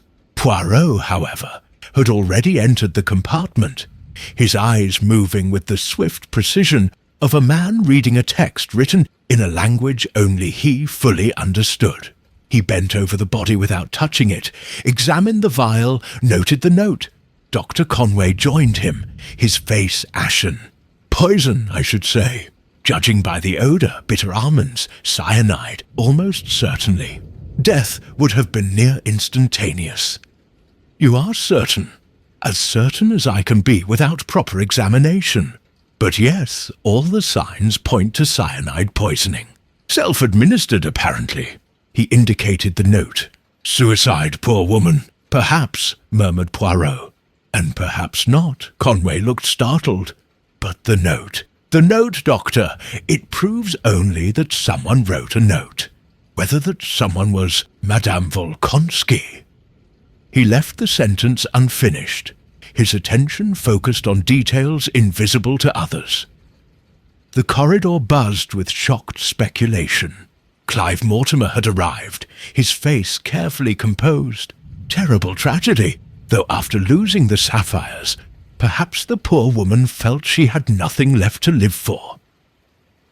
How convenient, said a voice coldly. All eyes turned to Vivian Darcy, who stood white-faced but composed, her gaze fixed on Mortimer with unmistakable accusation. How terribly convenient for you, Mr. Mortimer, that she should die before speaking to the police, before revealing what she knew about you and your dealings. I have no idea what you're implying, Mrs. Darcy. But Mortimer's voice held an edge of fear. Don't you? She knew something about Charles's death, something that implicated you. And now, how fortunate, she can never tell anyone. That's a monstrous accusation. She committed suicide. Anyone can see that. Can they? Vivian's voice shook with emotion. Or is that merely what you'd like everyone to believe? Mrs. Darcy, please. Dr. Conway attempted to intervene, but she swept past him. Justice will be served, Mr. Mortimer. Somehow, justice will be served. She pushed through the crowd and disappeared, leaving a stunned silence in her wake. The conductor turned helplessly to Poirot. Monsieur, what should we do? We're less than an hour from Nice. Should we stop the train? Contact the authorities by telegraph? We continue to Nice as planned, said Poirot decisively. Nothing can be done for Madame Volkonsky now. But his eyes swept the assembled passengers. No one is to enter this compartment. It must be sealed until the police arrive. And I must insist that all passengers remain in the public cars until we reach our destination. Is that understood? Murmurs of agreement, though reluctant. One by one they dispersed, leaving only Poirot, Hastings, the conductor, and Dr. Conway with the dead woman. Suicide, repeated Conway, shaking his head. Driven to it by the loss of her jewels, no doubt. Tragic, but hardly mysterious. On the contrary, Doctor, said Poirot softly, I believe this death to be most mysterious indeed, and I do not believe for one moment that it was suicide. But the note can be forged. The vial in her hand can be placed there, and the locked door. He turned to the conductor. The door was locked when Miss Mortimer discovered the body, yes? Yes, monsieur. Locked from the inside. From the inside, repeated Poirot. And yet I am not convinced. Come, Hastings. We have much to consider, and little time remaining. In their own compartment, with the door closed against interruption, Poirot paced like a caged panther, while Hastings watched anxiously. You really think it was murder? Asked Hastings. I am certain of it, but how? The door was locked from the inside, and the note, surely you don't think someone could have forged her handwriting so exactly? The handwriting, I do not know. We have no sample for comparison. But the locked door, Hastings, there are ways. There are always ways for one who understands such mechanisms. But why? Why would someone murder her? Because she knew too much. Because she possessed knowledge that someone found dangerous. Consider, mon ami, the theft of the sapphires was never truly about the jewels. It was about silencing Madame Volkonsky, removing her means of independence, leaving her vulnerable and frightened. And when that failed to silence her completely, he spread his hands. The murderer had no choice but to resort to more permanent measures. You think the thief and the murderer are the same person? I am certain of it. The crimes, they are connected. They must be. And you know who it is? Poirot stopped pacing. I have suspicions. Strong suspicions. But proof is another matter entirely. And we have so little time. He consulted his watch. For 40 minutes until we reach Nice. 40 minutes to assemble the final pieces of this puzzle. What will you do? What I must, mon ami. What I must. He turned to the door. Come, we shall gather everyone in the observation car. All our suspects, all our witnesses. And there, before we reach Nice, Hercule Poirot shall reveal the truth of this matter. Rather like Mrs. Christie's novels, murmured Hastings with an attempt at lightness. Life, Hastings. It often imitates art. And murder is the darkest art of all. The observation car had been cleared of all but the key figures in the drama. Seated before Poirot, with varying degrees of apprehension, were Clive Mortimer and his sister Sybil, Vivian Darcy, Adrian Courtney, Dr. Conway, and Lady Millicent Carfax. The porters had been detained by the conductor, but remained in the doorway, unwilling to miss the denouement. Outside the windows, the lights of the Riviera sparkled like scattered diamonds, but inside, all attention focused on the small Belgian detective who stood before them, his demeanor grave, his eyes penetrating. Ladies and gentlemen, Poirot began, we have witnessed this evening a tragedy, the death of Madame Katerina Volkonsky. The authorities, when we reach Nice, will no doubt record this death as suicide, and perhaps that is what the killer intended. A stir ran through the assembled company. Killer? Mr. Porter's voice boomed. I thought it was suicide. That is what we were meant to think, monsieur. A clever deception. The locked room, the suicide note, the vial of poison in her hand. All arranged with care to suggest that Madame Volkonsky, distraught by the loss of her sapphires, chose to end her life. But you don't believe that, whispered Sybil Mortimer. I do not, mademoiselle. Because the theft of the sapphires and the murder of Madame Volkonsky, these crimes, they form a single pattern. A pattern that reveals the identity of our killer. He paused, his gaze moving from face to face, watching reactions, noting the subtle tells that betrayed guilt or innocence. Let us review what we know. First, the sapphires. They were stolen during luncheon by someone who knew precisely where to find them. Not a casual thief, but one with specific knowledge. This suggests that Madame Volkonsky had confided their location to someone, or that someone had observed her concealing them with sufficient care to understand their hiding place. He continued. Second, the murder. Madame Volkonsky was killed with cyanide, placed in her compartment with the door locked from inside. How was this accomplished? There are techniques, bien sûr. One can lock a door from the outside using string or wire, creating the illusion of an inside lock. Or, his eyes gleamed, one can possess a duplicate key. Dr. Conway started nervously. A duplicate key? But how would anyone obtain such a key? Consider, Doctor. The conductor possesses keys to all compartments. A moment's distraction. A quick impression in wax, and a duplicate could be made at any major station during a brief stop. Difficult, yes, but not impossible for one with planning and determination. This is all speculation, protested Mortimer. You have no proof of any of this. Patience, Monsieur Mortimer. I shall come to proof in due course. First, let us consider motive.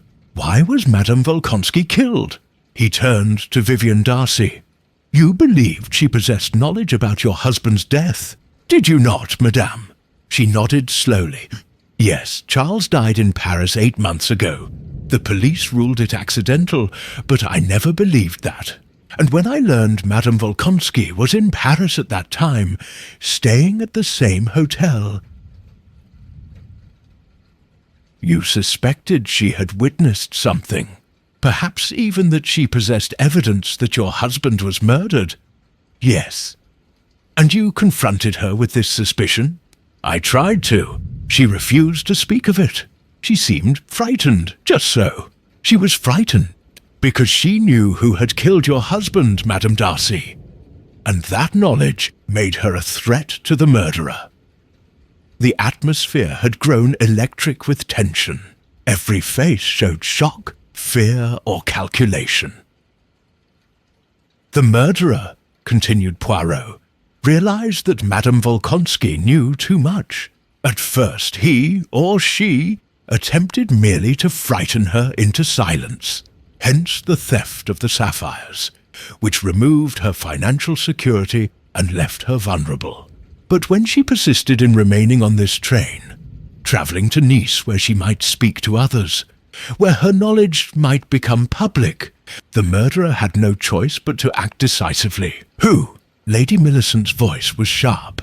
Stop dancing around the matter, Monsieur Poirot. If you know who killed that poor woman, name them. I shall, madam. But first, one more piece of the puzzle. The suicide note. He produced a paper from his pocket. Not the original, but a copy he had made. Observe the wording. I can bear it no longer. Forgive me. Simple, brief, generic. The sort of note anyone might write when attempting to counterfeit another's hand. You said you had no sample of Madame Volkonsky's handwriting for comparison, objected Courtney. I said I had no sample in my possession at the time. But since then I have discovered something most interesting. He produced another paper. This is a telegram form I found in the conductor's office, sent yesterday by Madame Volkonsky to Lady Tremaine, confirming her arrival time. Observe the handwriting, firm, decisive, strong vertical strokes. He held up the copy of the suicide note. Now compare this. Shaky, uncertain. The letters formed with hesitation. This was not written by Madame Volkonsky. It was written by someone attempting to imitate her hand. Someone who had perhaps seen her handwriting, but had never studied it closely. The silence was absolute. And so we come, said Poirot quietly, to the murderer. One person on this train had motive to kill both Charles Darcy and Madame Volkonsky. One person had opportunity to steal the sapphires. One person possessed the necessary cold-bloodedness to commit murder, and then sit calmly at dinner, maintaining a facade of innocence. His eyes fixed on a single figure, Dr. Gerald Conway. For a moment, no one moved. Then Dr. Conway laughed, a high, strained sound that contained no humour. This is absurd, Monsieur Poirot. I believe the stress of this journey has affected your judgment. I'm a physician. I save lives. I don't take them. On the contrary, Doctor, your profession gave you both the knowledge and the means to commit these crimes. Cyanide, for instance, easily accessible to a medical man, and the understanding of dosages, of how to administer poison without leaving obvious traces. These are the tools of your trade. But why? What possible motive could I have? Our motive. Poirot's smile was sad. Let us journey back 8 months to Paris, to a hotel where several people found themselves staying simultaneously. Charles Darcy, his business partner Clive Mortimer, Madame Volkonsky, and you, Dr. Conway, attending what you claimed was a medical conference. Conway's face had gone grey. This is pure speculation, is it? Consider. Charles Darcy was engaged in a business venture with Clive Mortimer, a venture that was, shall we say, not entirely legitimate. Import-export, yes. But what was being imported and exported? Monsieur Mortimer, perhaps you would care to explain. Mortimer's jaw clenched. I don't know what you're implying. Then I shall make it plain. You were smuggling valuable artifacts from France to England. Art treasures, jewelry, items of significant worth that could be sold to private collectors with no questions asked. A lucrative business, and one that required medical assistance. Medical assistance? Hastings looked puzzled, but naturally, mon ami, for the transport of certain items, particularly drugs, which formed part of this smuggling operation. One needed someone with medical credentials, someone who could move through customs without scrutiny, whose baggage would not be searched. Someone like Dr. Conway, who travelled frequently to conferences in Paris. Dr. Conway's hands had begun to shake. You can't prove any of this. Can I not? But we shall see. The scheme had worked well for a time, until Charles Darcy developed what you English call cold feet. He wished to withdraw from the operation. Perhaps his conscience troubled him, or perhaps... Poirot glanced at Vivienne. He feared discovery and scandal that would hurt his wife. Vivienne gasped. Charles was trying to get out. I never knew. He kept it from you, madame, to protect you from knowledge that might implicate you. But Charles Darcy's withdrawal created problems. He knew too much. He could expose the entire operation. And so, when all these people found themselves in Paris simultaneously... Poirot spread his hands. An opportunity presented itself. Mortimer killed my husband. Vivienne's voice shook with fury. He pushed him from that balcony. No, madame, Monsieur Mortimer. He is guilty of many things. Of smuggling, of fraud, of moral cowardice. But he is not a murderer. He had not the stomach for it. Violence, it is not his style. Then who? The man who stood most to lose from exposure.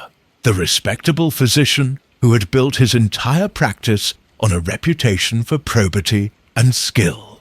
The man who faced not merely financial ruin, but professional disgrace and likely prison if the smuggling operation were exposed. Poirot's eyes fixed on Conway. You, Doctor, you pushed Charles Darcy from that balcony, and Madame Volkonsky witnessed it. No! Conway's voice rose to a near shriek. This is madness! Pure invention, is it? Then explain how you knew the precise layout of Madame Volkonsky's compartment. Where to find the coat with the hidden sapphires. Explain how you possessed the knowledge to forge a credible suicide note. Explain, his voice grew hard, how you came to have cyanide in your possession on this journey. I'm a physician. I carry various medications for emergencies, including cyanide. I think not, Doctor. Cyanide has no legitimate medical use in a physician's emergency bag. But it has one very specific use, the elimination of inconvenient witnesses. Poirot moved closer, his voice dropping to barely above a whisper. Madame Volkonsky saw you push Charles Darcy to his death. She said nothing at the time. Perhaps from fear. Perhaps because she was not certain what she had witnessed. But when she discovered you were to be aboard this train, travelling to the same destination, she became frightened. She knew you were dangerous. And so, continued Poirot, you took action. First, you stole her sapphires, not for their value, but to demonstrate your power over her, to show her that you could reach her, could hurt her. When that failed to silence her, when she persisted in travelling to Nice where she might speak to others, you killed her. You can't prove any of this. But Conway's voice had lost its conviction. Can I not? Let us examine the timeline. During luncheon, when the sapphires were stolen, you claimed to be in your compartment reading medical journals. Alone, unobserved, no alibi whatsoever. And tonight, during dinner, you twice left the table, ostensibly to fetch items from your compartment. The second time you were gone for nearly 15 minutes. I was unwell. The food was excellent, Doctor, as all can attest. No, you left to administer poison to Madame Volkonsky. You entered her compartment with your duplicate key, Yes, I believe you had one made. A medical man would know precisely how to accomplish this. And you forced her to drink the cyanide. Then you staged the suicide. The note, the vial in her hand, the locked door. Very clever, but not clever enough. Dr. Conway stood abruptly. His face had transformed. The nervous, ineffectual physician had vanished, replaced by something cold and calculating. "Very well," he said quietly. "I see no point in further denials. You're right, Monsieur Poirot. I killed Charles Darcy, and I killed Katerina Volkonsky, and I would do it again, because they threatened everything I had worked for." Gasps erupted throughout the car. Sybil Mortimer covered her mouth with her hand. Vivian Darcy sat frozen, her face white as death. Even Lady Millicent looked shaken. "Charles Darcy was a fool," continued Conway, his voice bitter. "A sentimental fool who let conscience override sense. He would have destroyed us all, destroyed a lucrative operation that harmed no one." "Harmed no one?" Poirot's voice was sharp. "You smuggled drugs, Doctor. Substances that brought misery and addiction. And you killed 2 people to conceal your crimes. 2 people who would have ruined me. I spent years building my practice, my reputation. I couldn't let them take it all away." Conway's composure cracked entirely. "Do you know what it's like, living on the edge of bankruptcy while pretending prosperity? Patients who expect charity, equipment that costs thousands, a wife who spends as though we were millionaires. The smuggling income, it was the only thing that kept me afloat." "And so you committed murder," said Poirot coldly. "Not once, but twice. For money, for your comfortable life. I committed survival." Conway's eyes were wild now. "Any man would have done the same." "No, Doctor, any man would not. Most men, they possess something you lack.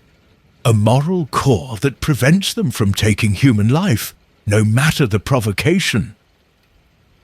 Conway laughed bitterly. "Morality? What has morality ever bought anyone? I'll tell you, poverty and self-righteousness, nothing more." He reached into his jacket. "But it doesn't matter now. You've caught me, Monsieur Poirot. Very clever. I congratulate you." "Doctor," said Poirot warningly. "What are you—" But Conway had already withdrawn a small vial. The twin, Hastings realized with horror, of the one found in Madame Volkonsky's hand. "Cyanide," said Conway with terrible calm. "I kept some for myself, just in case. I've always believed in planning for contingencies." "Dr. Conway, no!" Hastings moved forward, but Poirot held him back. "Let him choose, Hastings. It is not for us to prevent." Conway raised the vial in a mock salute. "To justice, Monsieur Poirot, though I suspect your justice and mine differ considerably." He uncorked the vial. For a moment, time seemed suspended. Then, in one fluid motion, Conway raised the vial to his lips, and Poirot struck it from his hand. The vial flew across the car, shattering against the window. The bitter almond scent of cyanide filled the air. "No," said Poirot firmly. "You do not escape so easily, Doctor. You will face trial. You will face the consequences of your actions. That is justice." Conway sagged, suddenly looking old and defeated. "Why?" he whispered. "Why not let me take the easy way?" "Because the easy way, Doctor, it is not justice. Justice requires that society render judgment, that the full extent of your crimes be known and recorded. To permit you suicide would be to rob the dead of their vindication." At that moment, the conductor entered with 2 uniformed officers, police from Nice, who had boarded the train at the last station on telegraph instruction. "Monsieur Poirot," said the senior officer, "we received your message. This is the suspect. This is he, Dr. Gerald Conway, murderer of Charles Darcy and Madame Katerina Volkonsky. He has confessed before witnesses. I believe you will find ample evidence once you search his compartment and his medical bag." As they led Conway away, now silent, all fight gone from him, the remaining passengers sat in stunned silence. Finally, Vivian Darcy spoke, her voice trembling. "Charles. Charles was trying to protect me. All this time, I thought he had simply been careless, and it turned out he was trying to save me from scandal." "He loved you, madam," said Poirot gently. "That much is clear, and he paid for his earlier mistakes with his life. But his murderer has been brought to justice.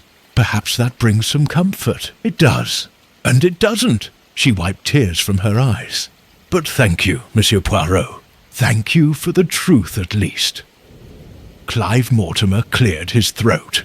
"I suppose I should thank you as well, though you've exposed my own criminal activities in the process. You will, I trust, cease these activities immediately." Poirot's gaze was stern. Yes, I will. I've been a fool. A damned fool." He looked at his sister. "Sybil, I'm so sorry. For everything. For risking your future, for the debts, for dragging you into this mess." Sybil's expression softened slightly. "Perhaps it's not too late to begin again, Clive. If you truly mean to change." "I do. I swear I do." The blue train began to slow, its journey nearly complete. Outside the windows, the lights of Nice twinkled in welcome. But the welcome felt hollow now, tainted by death and betrayal. Later, as passengers disembarked into the warm Mediterranean night, Hastings stood with Poirot on the platform, watching the exodus. "Extraordinary case," he said, "though I confess I didn't suspect Conway at all. What first pointed you toward him?" "Several things, mon ami. First, his nervousness, so excessive for a simple journey. This suggested guilt beyond mere anxiety. Second, his claim to be reading medical journals in his compartment, a claim impossible to verify or disprove. Third," Poirot smiled slightly, "his warning to me this morning about the danger aboard the train. Why warn me unless he knew danger existed? And how could he know unless he was the source? But how did you know about the Paris incident? About Charles Darcy's death?" "I did not know initially, but when Madame Darcy mentioned her suspicions, and when Madame Volkonsky refused to speak about Paris, I began to see a pattern. 3 people connected to that hotel that night, and now one of them dead aboard this train. The coincidence, it was too great, and once I understood that Charles Darcy was murdered, the identity of the murderer became clear. Because Conway was the only one with medical knowledge. Partly that, but also because he was the only one whose entire life would be destroyed by exposure. Mortimer would face scandal and prison, yes, but Conway would lose not merely his freedom, but his profession, his identity, everything that defined him. That desperation, that made him dangerous. And the duplicate key? An assumption merely, but a logical one. How else to enter and exit a locked compartment? And a medical man would have both the knowledge and the opportunity to acquire such a key. Hastings shook his head admiringly. "Brilliant, Poirot, absolutely brilliant." "Not brilliant, mon ami, merely methodical. The little grey cells, they function best when applied with patience and logic." He surveyed the platform, now emptying of passengers. "And now, I think, we shall proceed to Lady Tremain's villa, though I suspect the party will be somewhat subdued after this night's events." "I should say so. Good Lord, what a journey!" "Indeed." Poirot adjusted his coat and picked up his valise. "But come, Hastings. The night is warm, the Mediterranean awaits, and somewhere in Nice there is surely excellent chocolate to be had. Life, it continues. Even after death and tragedy, life continues. They walked together into the night, leaving behind the blue train that elegant vessel that had carried its passengers from London to Nice, from innocence to knowledge, from mystery to terrible clarity. Behind them, police swarmed over the train, gathering evidence, documenting the crime scenes. Dr. Conway sat in a police carriage, his head bowed, his future measured not in years of comfortable practice, but in decades of imprisonment. And in Charles, the morgue of the Nice City Hospital, 2 bodies lay awaiting burial. Charles Darcy and Katerina Volkonsky, victims of one man's greed and desperation. Justice had been served. But justice, as Poirot well knew, could never restore what had been lost. It could only ensure that loss had meaning, that death was not entirely in vain. The mystery of the blue train had been solved, but its lessons would linger long after the train itself had departed on new journeys, carrying new passengers toward unknown destinations. For murder, once invited into the world, casts shadows that no amount of justice can entirely dispel. And those shadows remain, reminders of human frailty and the dark depths to which desperation can drive even the most respectable of souls. 3 days later, Hercule Poirot sat on the terrace of Lady Tremain's magnificent villa, overlooking the azure expanse of the Mediterranean. The morning sun warmed his face, his chocolate was prepared exactly to his specifications, and the world seemed for the moment to have regained its proper order. Hastings joined him, settling into a wicker chair, with the comfortable sigh of a man on holiday at last. "Well, Poirot, we've had quite the adventure. Not precisely the restful journey we'd anticipated. No, mon ami. But then rest is overrated. The mind, it requires stimulation, and murder." He paused delicately. "While regrettable, does provide such stimulation." Lady Tremaine was disappointed to lose several of her guests, observed Hastings. "Mortimer returned to London immediately, of course. Can't face the scandal, I imagine. And poor Mrs. Darcy checked into a hotel in Nice, said she couldn't enjoy a party after what had happened. I cannot fault her reasoning, though I am glad to hear that Monsieur Courtenay has offered to handle the sale of her late husband's art collection. She will need the funds, and Courtenay, for all his calculated charm, is honest in his dealings. You trust him then? I trust that he values his reputation too highly to engage in fraud. It is not the same thing as trusting his character, but it serves the practical purpose." Hastings was quiet for a moment, then said, "You know, I've been thinking about Dr. Conway. What he said about survival, about doing what was necessary. Do you think he genuinely believed he had no choice?" Poirot was silent, considering. Finally, he said, "I believe he had convinced himself of this. The human capacity for self-justification, Hastings, it is remarkable. We can persuade ourselves that any action, however monstrous, is justified by our circumstances, but—" His voice grew firm. "This is a lie we tell ourselves. There are always choices, always. Dr. Conway chose greed over honesty, murder over confession, continued crime over redemption. These were his choices, and he must bear the consequences. Rather harsh judgment, is it? 2 people are dead, Hastings. Dead because one man valued his comfort more than human life. I do not think I am too harsh.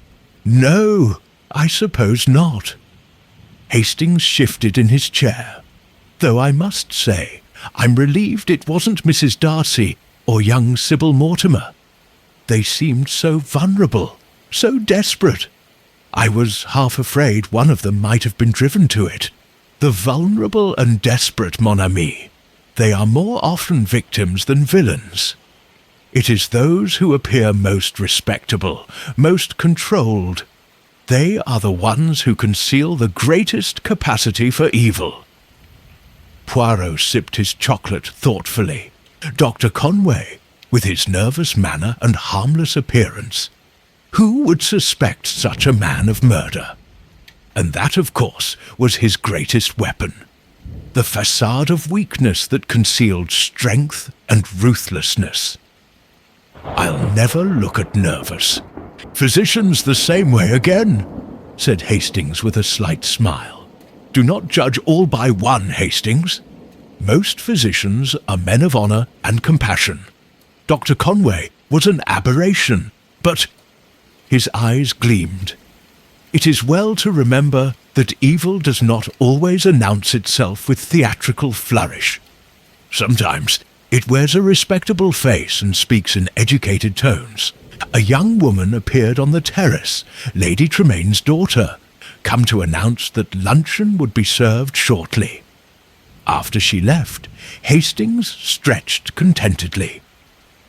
Well, Poirot, murder and detection aside, we do at least have a beautiful villa and fine weather for the remainder of our holiday. Indeed we do, and I intend to enjoy them to the fullest extent possible. Poirot leaned back in his chair, his hands folded over his neat waistcoat. No more mysteries, Hastings. No more crimes. For the next fortnight, Hercule Poirot shall be simply a Belgian gentleman taking his leisure on the Côte d'Azur. I'll believe that when I see it, murmured Hastings. Somehow, trouble has a way of finding you. On the contrary, mon ami, I have a way of finding trouble. But this time, he smiled, this time I shall resist the temptation. The little grey cells, they shall rest, and I, Hercule Poirot, shall pursue only the mystery of how to achieve the perfect tan without compromising the dignity of my moustaches. Hastings laughed. Now that is a mystery I'd like to see you solve. They sat in comfortable silence, two friends at ease with one another, and the world. Behind them lay the tragedy of the Blue Train. The deaths, the revelations, the bringing of a murderer to justice. Before them stretched days of Mediterranean sunshine and untroubled leisure. Yet even as he relaxed, even as he savoured the perfect temperature of his chocolate and the gentle Mediterranean breeze, a small part of Hercule Poirot's mind remained active, cataloguing impressions, arranging facts, maintaining that eternal vigilance that was both his gift and his burden. For Poirot understood, as perhaps few others did, that the world was not a safe place, rendered occasionally dangerous by isolated acts of violence. Rather, it was a dangerous place rendered occasionally safe by the efforts of those who stood guard against chaos, and he, in his small way, was one of those guardians. The Blue Train would continue its journeys, carrying its elegant passengers between London and the Riviera. Other trains would follow other routes, bearing other travellers toward other destinations, and somewhere among those passengers, inevitably, would be those who carried darkness in their hearts. Greed, jealousy, rage, desperation. When that darkness erupted into violence, when another life was taken and another mystery created, someone would need to stand against it. Someone would need to apply logic and observation to chaos, to restore order from disorder, to ensure that justice prevailed over evil. That someone, more often than not, would be Hercule Poirot. But not today. Today, he would sit in the sunshine with his friend, enjoying the simple pleasures of chocolate and conversation. Today, he would tend his moustaches and admire the Mediterranean view. Today, he would be simply a man at leisure, without responsibilities beyond his own comfort. Tomorrow might bring new mysteries, new crimes, new calls upon his talents. But tomorrow could wait, for now there was peace, and peace, Poirot reflected, was perhaps the greatest luxury of all. More precious than sapphires, more valuable than all the art treasures Monsieur Courtenay might sell, more elusive than any criminal mastermind. Peace, and the knowledge that, for this brief moment, order had been restored to a disordered world. "Hastings," he said finally, breaking the companionable silence. "What do you say we take a stroll along the Promenade des Anglais after luncheon? I am told it is most agreeable in the afternoon." "Capital idea, Poirot. Though do try not to get involved in any mysterious deaths along the way. I shall make every effort, mon ami. Every effort indeed. And with that, Hercule Poirot, the greatest detective of his age, the scourge of murderers, the champion of order and justice, closed his eyes and tilted his face toward the warm Mediterranean sun, allowing himself, for perhaps the first time in many months, to simply exist without the burden of constant vigilance. The mystery of the blue train had been solved, justice had been served, and for now, at least, that was enough. The world would continue to turn. Crimes would continue to be committed. But in this moment, on this terrace overlooking the endless blue of the Mediterranean, Hercule Poirot permitted himself the luxury of contentment. Behind his closed eyelids, the little grey cells rested. For now.